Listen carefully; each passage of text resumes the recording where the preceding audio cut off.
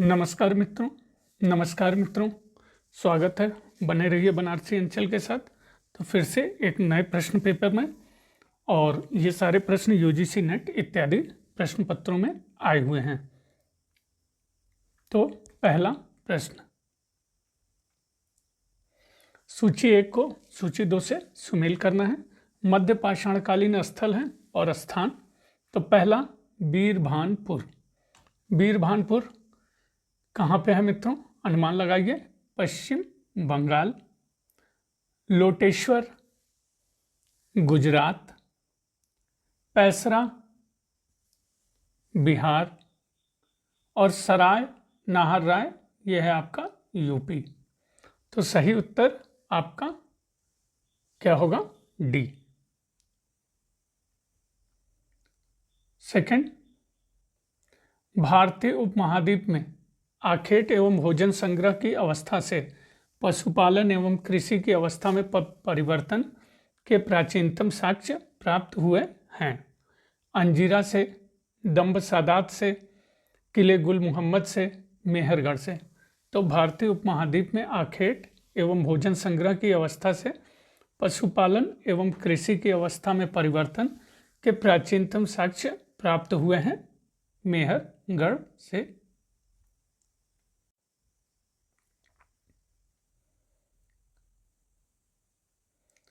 Question 3 कथन और कारण का प्रश्न है मित्रों। तो देख लीजिए। पहले कथन देखते हैं। कथन ए, हड़प्पा सभ्यता का दक्षिण तुर्कमेनिस्तान के साथ गहरा व्यापारिक संबंध था। सही है या गलत? तो सही। कारण आर, हड़प्पीय सामग्री अथवा हड़प्पा के प्रभाव से उत्पादित सामग्री केस और निपुर आदि से प्राप्त हुई है। सही, गलत? सही।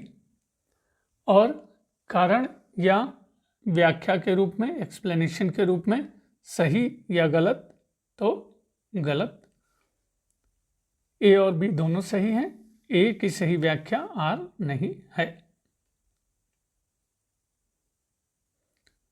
क्वेश्चन 4, आजीवक संप्रदाय के अनुयायियों को किन अन्य नामों से भी जाना जाता था?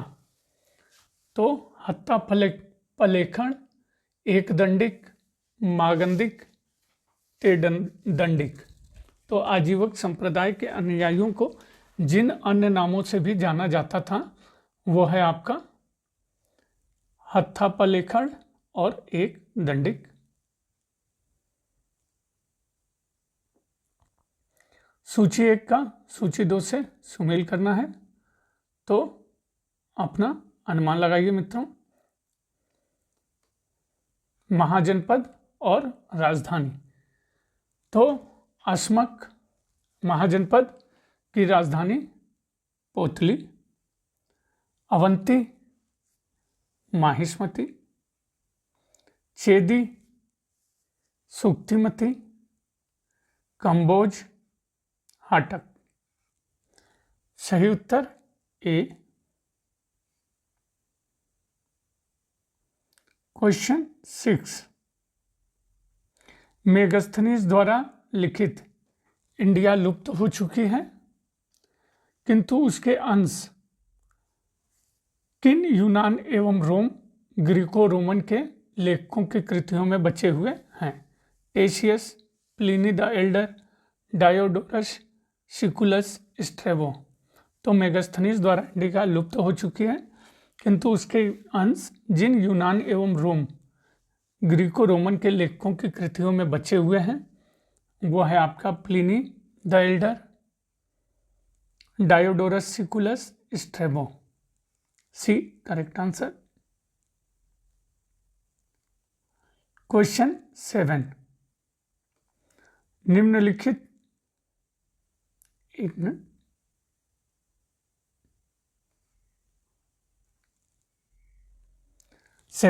निम्नलिखित में से कौन अशोक के रुमंदेही स्तंभ लेख के विषय में सही नहीं है? यह लुम्बिनी में स्थित है, जिसकी अशोक ने स्वयं यात्रा की थी। बी, अशोक के द्वारा बुद्ध कोणार्कमन को श्रद्धा सुमन अर्पित करने की यात्रा की स्मृति इसमें संयोजित है। सी, अशोक के लुम्बिनी ग्राम को बलि भुगतान के भारत से मुक्त कर दिया। डी, उसने वहां के भू राजस्व को घटाकर उपज का 1/8 भाग कर दिया। तो जो सही नहीं है वो है आपका, अनुमान लगाइए, बी।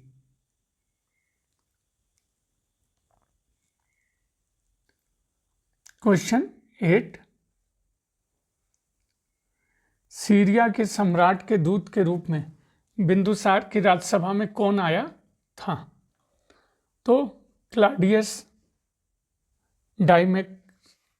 डायोडोरस या डायोनिशस। सीरिया के सम्राट के दूत के रूप में बिंदुसार की राज्यसभा में आपका डाइमेकस आया था। सूची 1 का सूची 2 से फिर से सुमेल करना है, देख लीजिए। तीसरी बौद्ध संगति में नियुक्त धर्म प्रचारक और उनके क्षेत्र। तो पहला मझंतिक, कश्मीर और गंधार। महारक्षित, योन।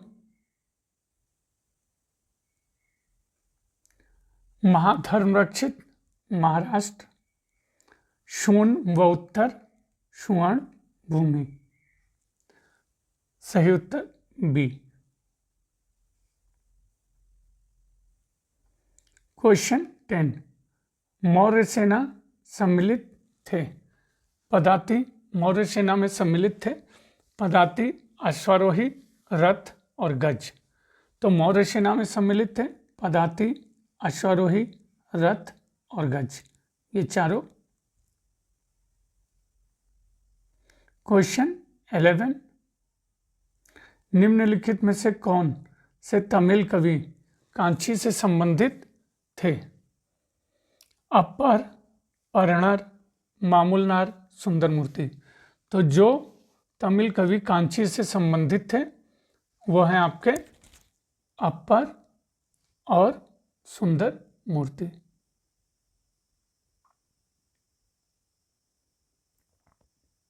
ट्वेल्व, प्रयाग प्रशस्ति का लेखक हरिसेन निम्नलिखित में से किन पदों पर आसीन था?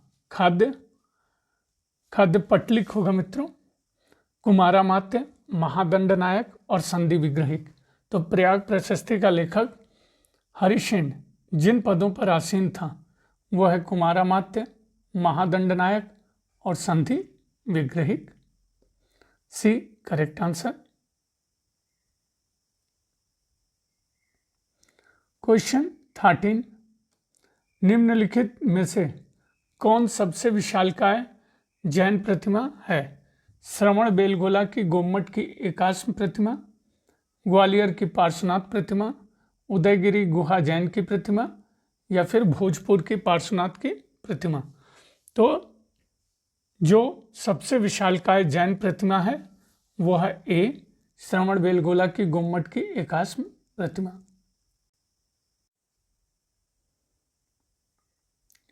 क्वेश्चन 14, समुद्रगुप्त के निम्नलिखित किन अभिलेखों में उसे परम भागवत कहा गया है? गया ताम्रपत्र, नालंदा ताम्रपत्र, एरण स्तंभ लेख, इलाहाबाद स्तंभ लेख। तो समुद्रगुप्त के निम्नलिखित जिन अभिलेखों में उसे परम भागवत कहा गया है वो है आपका गया ताम्रपत्र, नालंदा ताम्रपत्र, बस। 15, कुमारगुप्त प्रथम द्वारा कौन से नए प्रकार के स्वर्ण सिक्के प्रचलित किए गए?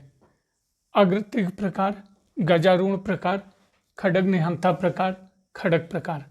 तो कुमारगुप्त प्रथम द्वारा जो नए प्रकार के स्वर्ण सिक्के प्रचलित किए गए वो है अग्रतिक प्रकार, गजारूढ़ प्रकार, खड्ग निहंता और खड्ग प्रकार, ये चारों सत्य हैं।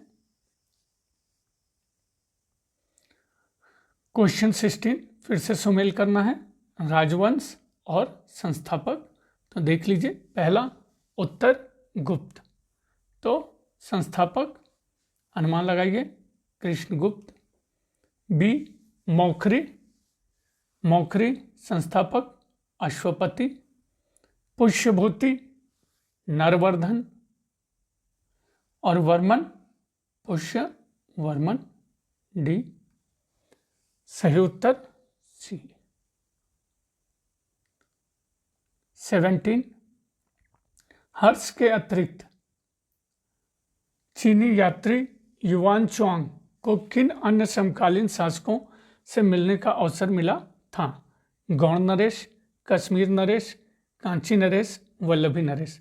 तो हर्ष के अतिरिक्त चीनी यात्री युआन चुआंग को जिन अन्य समकालीन शासकों से मिलने का अवसर मिला था वो है कश्मीर नरेश, कांची नरेश, वल्लभी नरेश, डी। 18 कथन एवं कारण का प्रश्न है। पहला कथन ए, पल्लव नरेश महेंद्र वर्मा प्रथम, जिसे विचित्र चित्त भी कहा जाता था, एक अस्थिर मंदिर मस्तिष्क का व्यक्ति था। सही या गलत? तो गलत। कारण आर, किसी समय वो जैन धर्म का अनुयायी था किंतु उसको छोड़कर वह शैव धर्म में चला गया। सही गलत? तो सही। और एक्सप्लेनेशन या व्याख्या के रूप में जब भी मित्रों कोई एक गलत या सही हो जाता है तो व्याख्या ऑटोमेटिक गलत ही होगी, तो आपको सी और डी में अनुमान लगाना होता है। तो इस समय ए गलत है, आर सही है। क्वेश्चन 19 निम्नलिखित में से किस मंदिर का शिखर द्रविड़ शैली का है? भुवनेश्वर का अनंत वासुदेव मंदिर, खजुराहो का कंदरिया महादेव मंदिर, सिरपुर का लक्ष्मण मंदिर, ग्वालियर का तेली का मंदिर। तो जिस मंदिर का शिखर द्रविड़ शैली का है वो है ग्वालियर का तेली मंदिर। क्वेश्चन 20 दक्षिण भारत के किस राजवंश का यह दावा था कि उसके पूर्वजों ने अयोध्या पर शासन किया था? कल्याणी के चालुक्य, चोल, पल्लव, मान्यखेट के राष्ट्रकूट। तो दक्षिण भारत के जिस राजवंश का यह दावा था कि उसके पूर्वजों ने अयोध्या पर शासन किया था वह है आपका ए कल्याणी के चालुक्य। 21 भृगु वंश के श्री जय इंद्रवर्मन महाराज धीराज ने किस पर शासन किया था? चंपा, जावा, कंबुज, इरावदी पर स्थित पगान। तो भृगु वंश के श्री जय इंद्रवर्मन महाराज धीराज ने जिस वंश पर शासन किया था वो है चंपा। कथन कारण का प्रश्न। पहला कथन ए, भांडारकर वीर शैवों को लिंगायत संप्रदाय के समकक्ष रखते हैं और उनका प्रादुर्भाव शैवों के आराध्य स्कूल से जोड़ते हैं। सही गलत? सही। कारण आर, ब्राह्मणी कर्मकांडों तथा जाति व्यवस्था के प्रभुत्व की स्वीकृति लिंगायत आंदोलन का मूल तत्व है। सही गलत? तो गलत। तो कह सकते हैं व्याख्या के रूप में मित्रों ये गलत ही होगा। क्यों? क्योंकि एक स्टेटमेंट जैसे ही गलत होता है तो आपका व्याख्या को नहीं देखना है। तो ए गलत है, आर सही। 23 नाप्था और मैंगोनेल का प्रयोग भारत में सर्वप्रथम निम्नलिखित में से किस स्थान क्षेत्र में किया गया? नाप्था और मैंगोनेल्स, सिंध 712, खजुराहो 950, दक्कन 1130, पानीपत 1526। तो नाप्था और मैंगोनेल्स का प्रयोग भारत में सर्वप्रथम जिस स्थान या क्षेत्र में किया गया वो है सिंध 712। 24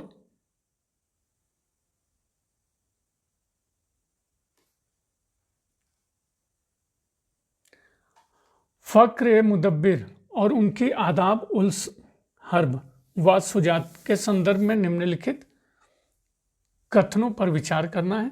पहला, यह इल्तुतमिश के शासनकाल के आरंभिक दिनों में युद्ध की कला पर लिखी गई किताब है।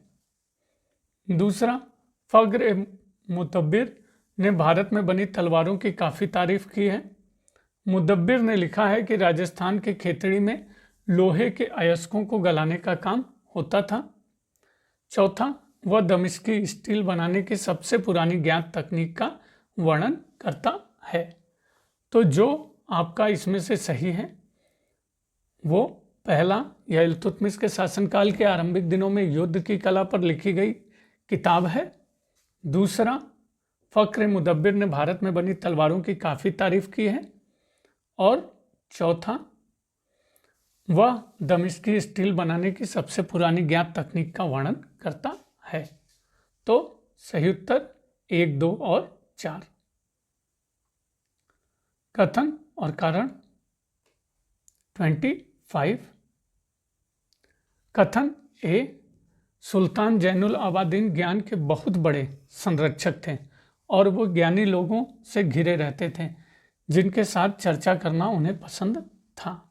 सही, गलत, सही। कारण आर, उनके शासनकाल के दौरान सैयद मोहम्मद रूमी, काजी सैयद अली सिराजी, काजी जमाल तथा सैयद मोहम्मद सिस्तानी अपने अपने देशों को छोड़कर कश्मीर में उत्प्रवास कर गए। सही, गलत, सही। और एक्सप्लेनेशन और व्याख्या के रूप में सही या गलत, तो सही कह सकते हैं। ए आर दोनों सही हैं। आर ए की सही व्याख्या है। 26। अफगानों के साथ उलूग खां बलबन के संबंधों के संदर्भ में निम्नलिखित कथनों पर विचार करना है। पहला, उलूग खां ने अपनी सेना में लगभग 3000 अफगानी भर्ती किए थे। जब उलूग खां सुल्तान बना उसने दिल्ली के निकट पटियाली, काम्पिल और भोजपुर में अपनी नई सैन्य चौकियां बनाई और उन्हें अफगानों के नियंत्रण में रखा। सुल्तान बलबन ने अफगान अमीर इख्तियारुद्दीन को अपना वजीर नियुक्त किया। चौथा, सुल्तान बलबन ने अनेक अफगानों को अपना गवर्नर नियुक्त किया। तो अफगानों के साथ उलूग खां बलबन के संबंधों के संदर्भ में जो सही है वो है पहला, उलूग खां ने अपनी सेना में लगभग 3000 अफगानी भर्ती किए थे। दूसरा, जब उलूग खां सुल्तान बना उसने दिल्ली के निकट पटियाली, काम्पिल और भोजपुर में अपनी नई सैन्य चौकियां बनाई और उन्हें अफगानों के नियंत्रण में रखा। और बाकी के कथन गलत हैं। 1 और 2 सही है। 27। सुल्तान ने आदेश दिया वह जो भी पैदा करते हैं उनकी नपाई प्रति विश्वा पैदा हुई फसल के हिसाब से की जानी चाहिए और सबको बिना किसी भेदभाव के उसका आधा जमा करना चाहिए।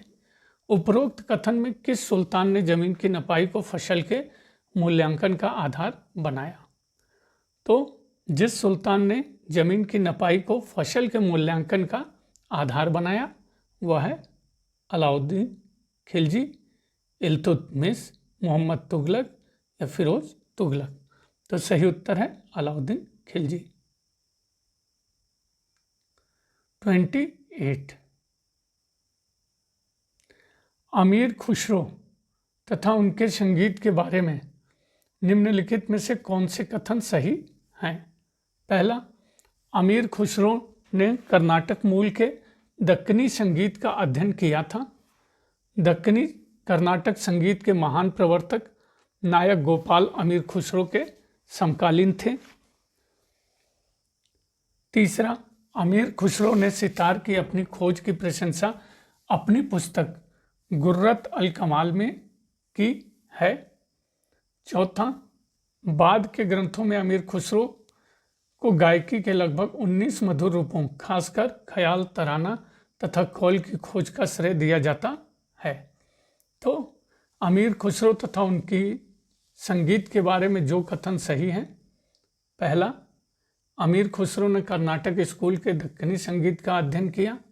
दूसरा, दक्कनी कर्नाटक संगीत के महान प्रवर्तक नायक गोपाल अमीर खुसरो के समकालीन थे। और तीसरा, बाद के ग्रंथों में अमीर खुसरो को गायकी के लगभग 19 मधुर रूपों, खासकर ख्याल, तराना तथा कौल की खोज का श्रेय दिया गया।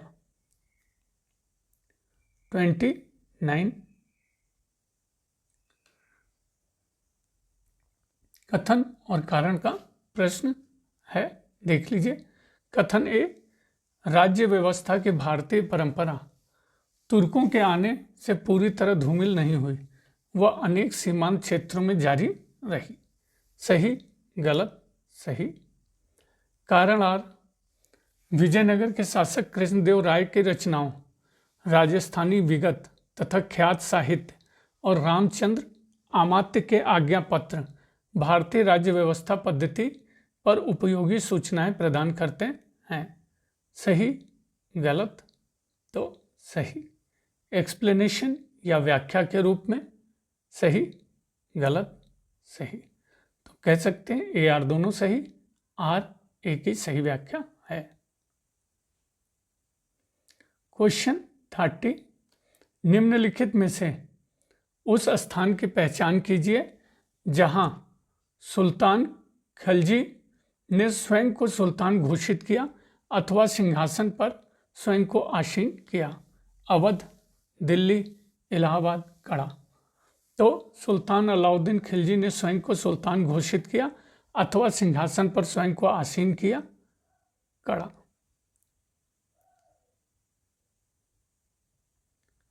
31, शब्द तथा अर्थों का सही से सुमेल करना है। पहला, बक्काल,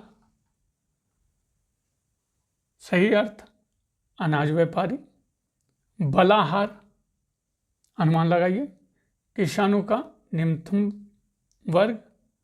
सिलहदार, एक सशस्त्र व्यक्ति।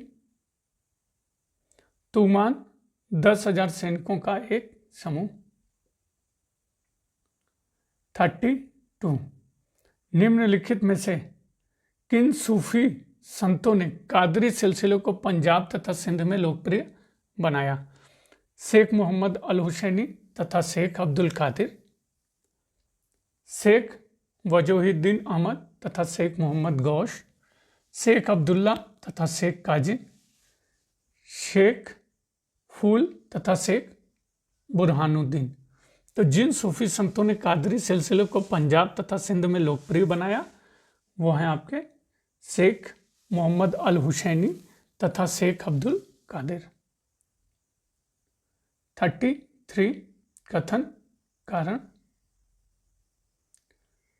मुस्लिम राजनीतिक चिंतन को आदाब साहित्य ने भी स्वरूप प्रदान किया। सही, गलत, सही। कारण आर, आदाब साहित्य कुछ हद तक पंचतंत्र से प्रभावित था, जिसने इब्न अल मुकफ्फा के अनुवाद कलीला व दिमना से अरबी साहित्य का परिचय हो चुका था। सही, गलत, सही। एक्सप्लेनेशन या व्याख्या के रूप में सही या गलत, तो सही। ए आर दोनों सही हैं, आर ए की सही व्याख्या है।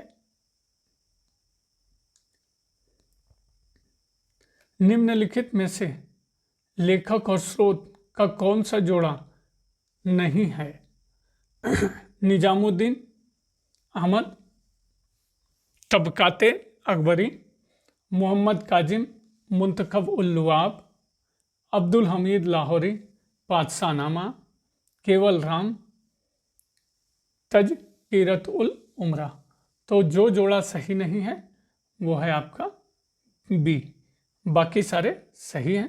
निजामुद्दीन अहमद तबकाते अकबरी, अब्दुल हमीद लाहौरी बादशाहनामा, केवल राम तजकिरतुल उमरा। 35 निम्नलिखित में से क्या सही नहीं है? तो पहला, अकबर ने अपने साम्राज्य को बाहर प्रादेशिक इकाइयों में विभाजित कर दिया था। इन्हें सूबा कहा जाता था। एक सूबा में कई सरकारों में विभाजित होता था। एक सरकार को परगनों में विभाजित किया जाता था। एक परगने को शिक में विभाजित किया जाता था। तो जो सही नहीं है वो है डी, बाकी सारे करेक्ट हैं। 36 कौन सा कथन सही नहीं है? तो देख लीजिए। पहला, महान साहित्यकार खाना अब्दुल रहीम तथा प्रमुख धर्मशास्त्री शेख अब्दुल नबी जैसे अग्रणी अमीर तथा विद्वानों को शाहजादे सलीम की शिक्षा का दायित्व सौंपा गया। दूसरा, शाहजादे सलीम को फारसी, हिंदी तथा कुछ हद तक तुर्की भाषा का अच्छा ज्ञान था। साथ ही उन्हें इतिहास, प्राकृतिक विज्ञान, भूगोल, युद्ध कौशल तथा धर्मशास्त्र की अच्छी जानकारी थी, जिसे कि एक शहजादे के लिए उपयुक्त माना जाता था। तीसरा, शाहजादा शाहजहां युद्ध कला में निपुण था, वह सैन्य कौशल में माहिर था। चौथा, अहमदाबाद में जन्मे शाहजादे शाहजहां ने मुगल काल तथा मुगल काल से पूर्व की इमारतों की मरम्मत का आदेश देकर पुराने स्मारकों की देखभाल में अपनी रुचि दिखाई। तो जो सही है पहला, दूसरा और तीसरा। चौथा आपका गलत है। तो सही उत्तर डी। 37 मुगलों के समय में भवन निर्माण की तकनीक में एक जो नवीनता आई वह थी पूर्व निर्मित लकड़ी के ढांचों का इस्तेमाल।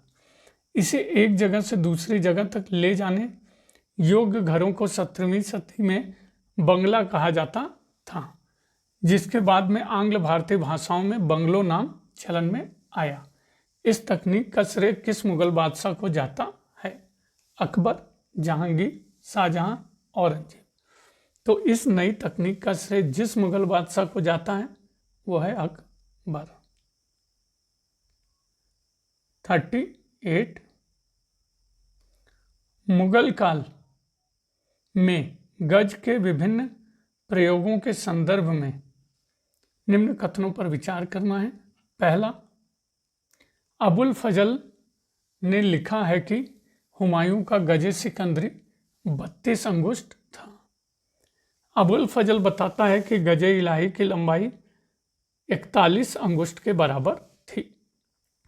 तीसरा, दीरा गज ए शाहजहानी 33.5 अंगुष्ठ से थोड़ा कम था। चौथा, तुजू के जहांगीरी में वर्णित है कि गजे सरई की लंबाई 26 अंगुष्ठ थी।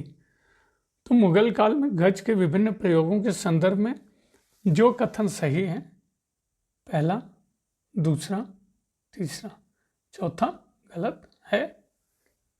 सही आंसर ए। 39 पुस्तकों और लेखकों को यहाँ पे शुमेल करना है। तो देख लीजिए। Catherine B Asher, architecture of Mughal India. R Nath, history of Mughal architecture. A J. Qaisar, building construction in Mughal India, the evidence from painting. Ebba Koch, Mughal architecture and outline of its history and development.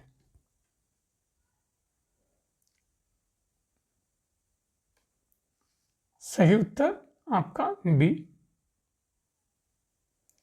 40 कथन और कारण का फिर से प्रश्न है। कथन ए, 17वीं शताब्दी के पूर्वार्ध में नील का व्यापार, यूरोपीय व्यापार काफ़ी महत्वपूर्ण बन गया था और इसके पश्चात इसमें तेज गिरावट आई।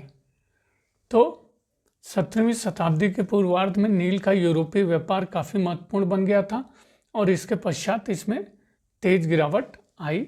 सही या गलत? सही। कारण आगरा के नील के मूल्य में वृद्धि हुई तथा वेस्ट इंडीज में स्थित बागानों जहां दास काम करते थे से प्रतिस्पर्धा स्थापित हो गई। सही, गलत? सही। एक्सप्लेनेशन या व्याख्या के रूप में सही या गलत? तो सही। 41 निम्नलिखित में से कौन सा कथन सही नहीं है? ए, भेजी हुई रकम के भुगतान के लिए सर्राफों मनी चेंजरों को हुंडी जारी करने में विशेषज्ञता प्राप्त थी। हुंडी एक विक्रय दस्तावेज था जिसकी सामान्यतः थोड़ी छूट देकर हस्तांतरण हो जाता था। सी, एक स्थान से दूसरे स्थान के लिए बनाए गए बिलों के लिए भेजी गई रकम के भुगतान अथवा ऋण हेतु विनिमय की एक ही दर निर्धारित की जाती थी। चौथा, हुंडी में यह स्वतः स्पष्ट होता है कि वह तत्काल ही देय है अथवा हुंडी ग्राहक को प्रस्तुत करने के पश्चात एक निश्चित अवधि की समाप्ति पर देय है। तो जो सही नहीं है वो है सी, एक ही दर निर्धारित नहीं होती थी। बाकी सारे करेक्ट हैं। 42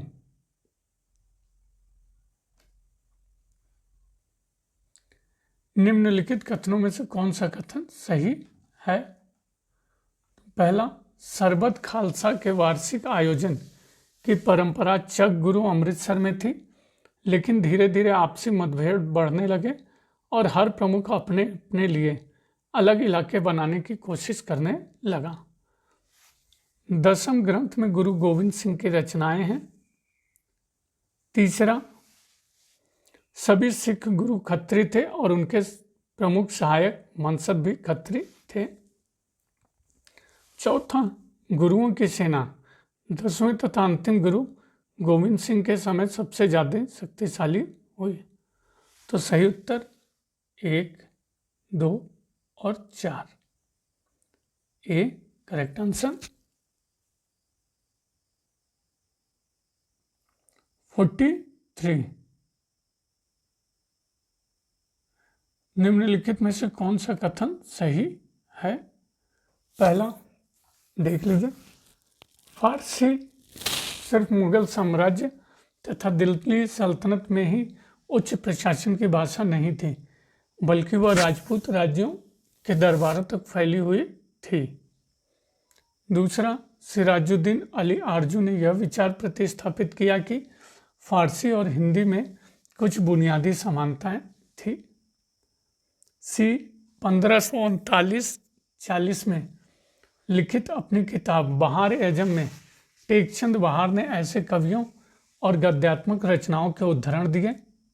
डी, फारसी के हिंदी की स्थानीय बोलियों के संपर्क में आने से नई भाषा उर्दू अस्तित्व में आई। तो जो सही नहीं है, अनुमान लगाइए मित्रों, सी। बाकी सारे करेक्ट हैं। कथन कारण।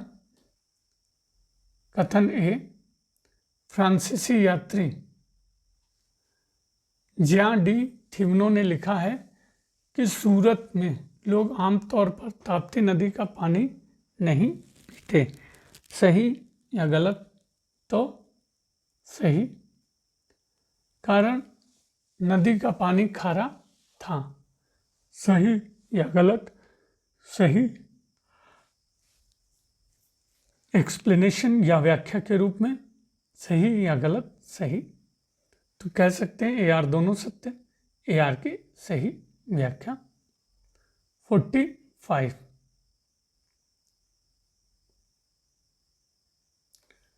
मुगल साम्राज्य में प्रचलित सीमा शुल्क के संबंध में निम्न कथनों पर विचार करना है। कौन सा सही है? अबुल फजल लिखता है कि अकबर के काल के में अधिकतम सीमा शुल्क 2/1/4% था।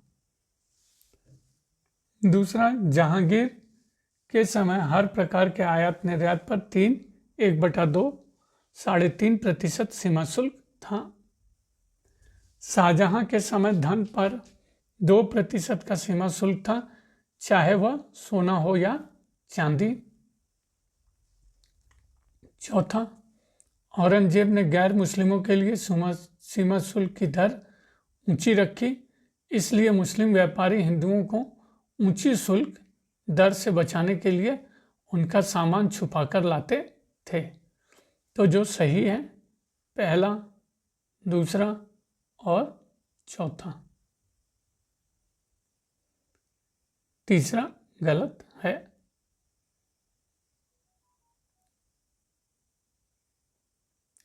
कथन कारण कथन ए, जब 1714 में निजामुल मुल्क वायसराय के रूप में दक्कन पहुंचा तो उसने साहू को दक्कन के चौथ तथा सरदेश मुखी के भुगतान संबंधी दाऊद खां के समझौते को मानने से इनकार कर दिया। सही, गलत, सही। कारण आर, निजामुल मुल्क ने उन्हें कई बार पराजित किया तथा उनके द्वारा प्रत्येक जिले में बनाए गए मिट्टी के छोटे किलों को ध्वस्त कर दिया, जिनका इस्तेमाल वे हमले के संचालन केंद्र तथा मराठा सैनिकों की टुकड़ी की शरण स्थली के रूप में किया करते थे। सही या गलत? तो गलत। ए सही है, आर गलत।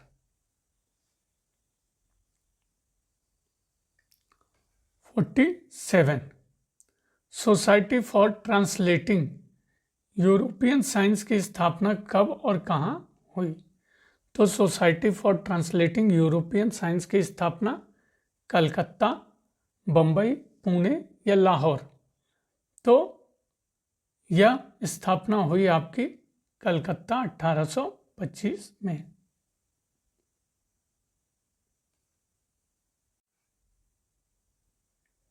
48, कथन और कारण का प्रश्न है।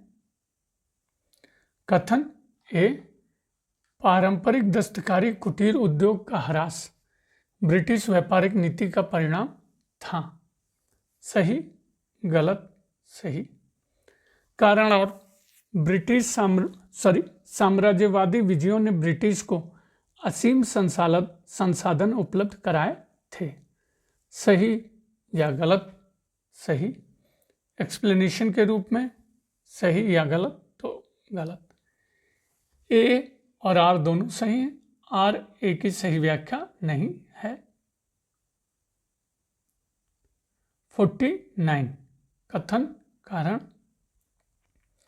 कथन ए, उदारवादी वास्तव में विश्वास रखते थे कि भारत के स्वशासन का एक संवैधानिक मार्ग था। सही, गलत, सही। कारण आर, उनके ब्रिटिश न्यायप्रियता के प्रति दृढ़ आस्था थी। सही, गलत, सही। एक्सप्लेनेशन या व्याख्या के रूप में सही या गलत? तो सही। ए आर दोनों सही है। आर ए की सही व्याख्या है।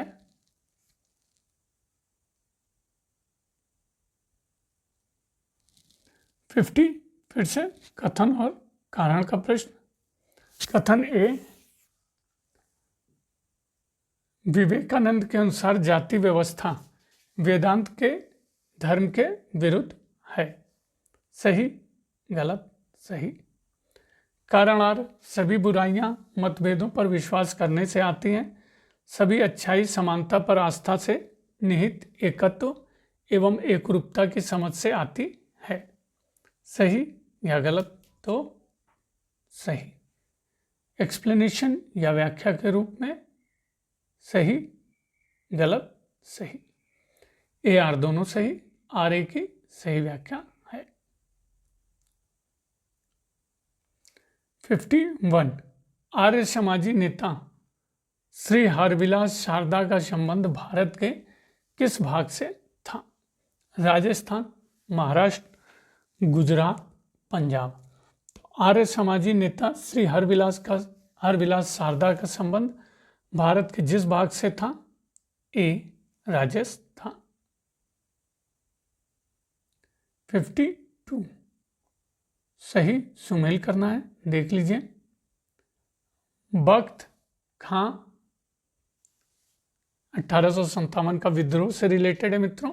बख्त खां, ब से बख्त खां, ब से बरेली। मौलवी अहमदुल्ला फैजाबाद। कुंवर सिंह जगदीशपुर। हजरत महल लखनऊ। सही उत्तर ए। 53 बंगाल के अस्थायी बंदोबस्त पर विचार आगे बढ़ाने में निम्नलिखित में से कौन एक शामिल नहीं था? Alexander Dow, Thomas Law, Montgomery Martin, Philip Francis. तो बंगाल के अस्थायी बंदोबस्त पर विचार आगे बढ़ाने में जो एक शामिल नहीं था उसको छोड़ दीजिए मित्रों। आप जो शामिल था उसको याद रखिए। Alexander Dow, Thomas Law, Philip Francis. ये गोमरी मार्टिन नहीं था, मोंटगोमरी मार्टिन नहीं था। 54 निम्नलिखित जनजातीय विद्रोहों को कालक्रमानुसार व्यवस्थित करना है। रंपा, संथाल, कोल, बिरसा के नेतृत्व में मुंडा। तो सही उत्तर है पहले कोल, फिर आपका संथाल, फिर आपका रंपा और अंत में बिरसा। कोल, संथाल, रंपा, बिरसा के नेतृत्व में मुंडा।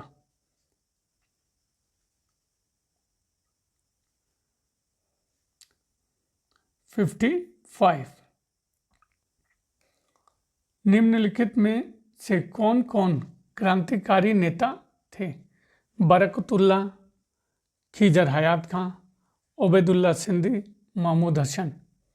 तो जो क्रांतिकारी नेता थे वो हैं बरकतुल्ला, ओबैदुल्ला सिंधी, महमूद हसन।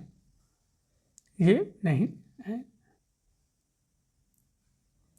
56 इंडियन नेशनल कांग्रेस के किस अधिवेशन में देशी रियासतों के बारे में पहली बार किसी नीति का प्रतिपादन किया गया? नागपुर 1920, त्रिपुरा 1939, हरिपुरा 1938, कराची 1931। तो इंडियन नेशनल कांग्रेस के जिस अधिवेशन में देशी रियासतों के बारे में पहली बार किसी नीति का प्रतिपादन किया गया वो है नागपुर 1920। 57 कांग्रेस के किस अधिवेशन में पूर्ण स्वराज का प्रस्ताव पारित किया था? लाहौर, कलकत्ता, मद्रास, लखनऊ। तो कांग्रेस के जिस अधिवेशन में पूर्ण स्वराज का प्रस्ताव पारित किया था वो है लाहौर। 58 बंगाल की वामपंथी महिला नेताओं ने 1942 में से निम्न में से जिस संगठन की स्थापना की थी? महिला सुधारणा समिति, महिला समाजवादी समिति, महिला सुरक्षा समिति, महिला आत्मरक्षण समिति। तो बंगाल की वामपंथी महिला नेताओं ने 1942 में जिन संगठन की स्थापना की थी महिला मित्रों, आत्मरक्षण समिति। 59 निम्नलिखित में से कौन इंडियन कांग्रेस की पहली भारतीय महिला अध्यक्ष बनी? अरुणा आसफ अली, सुचेता कृपलानी, सरोजनी नायडू, लतिका घोष। तो इंडियन कांग्रेस की पहली भारतीय महिला, यहाँ पे विशेष ध्यान रखिएगा मित्रों, पहली महिला आपकी एनी बेसेंट है, जबकि भारतीय महिला में Sarojini Naidu. C correct answer. Question 60 सूची 1 को सूची 2 से सुमेल करना है। वामा बोधनी किससे सुमेल होगा? उमेश चंद्र दत्ता द्वारा संपादित। महिला गिरीश चंद्र सेन द्वारा संपादित। भारती द्विजेंद्रनाथ टैगोर द्वारा प्रारंभ। सुप्रभात कुमुदिनी तथा बसंती मित्र द्वारा प्रारंभ। सही उत्तर बी। इस सीरीज का मित्रों आखिरी प्रश्न 61। खुदाई खिदमतगारों को आम लोग किस नाम से जानते थे? हरी कुर्ती वाले, लाल कुर्ती वाले, काली या सफ़ेद कुर्ती वाले?